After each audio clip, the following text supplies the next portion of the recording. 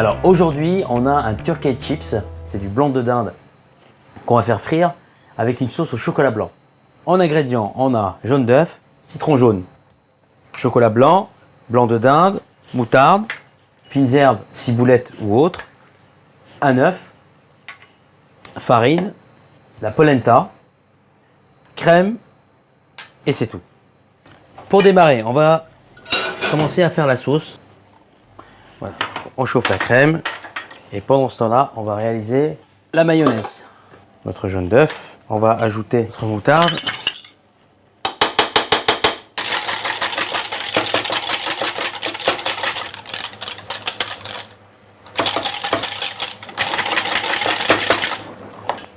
Et voilà, donc là on la met de côté. Voilà.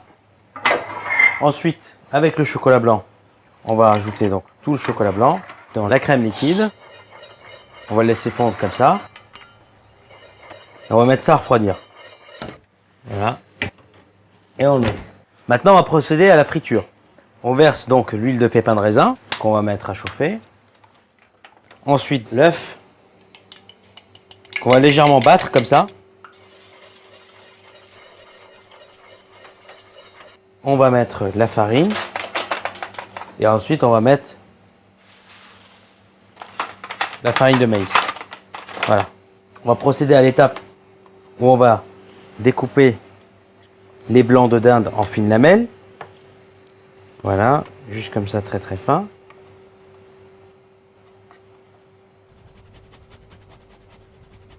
On met quelques zestes de citron jaune et ensuite on va ajouter un jus de citron pour donner un petit peu d'acidité. Voilà, on va bien mélanger. On va rajouter du sel, un peu de poivre et ensuite, voilà, on mélange délicatement. Donc, dans l'œuf, on va mettre dans la farine. On remet ça dans l'œuf et on finit avec la farine de maïs. Voilà, juste comme ça. C'est comme un peu les escalopes milanaises. Voilà, sauf que là, on utilise la farine de maïs. Voilà. Et on finit avec notre sauce au chocolat blanc.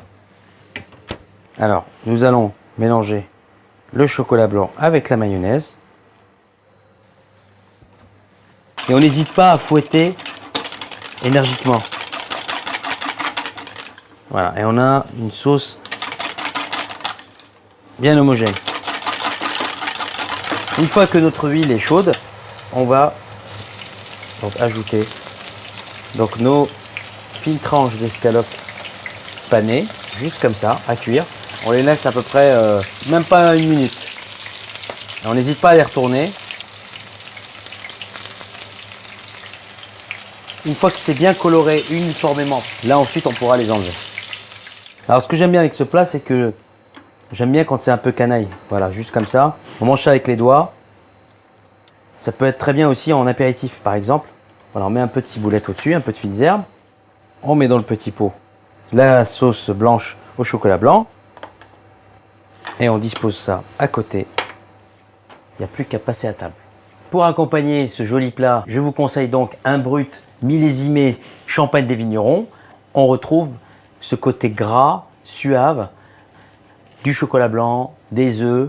Avec les bulles, en fait, ça lui apporte de la légèreté et une bonne harmonie, une bonne symphonie en bouche.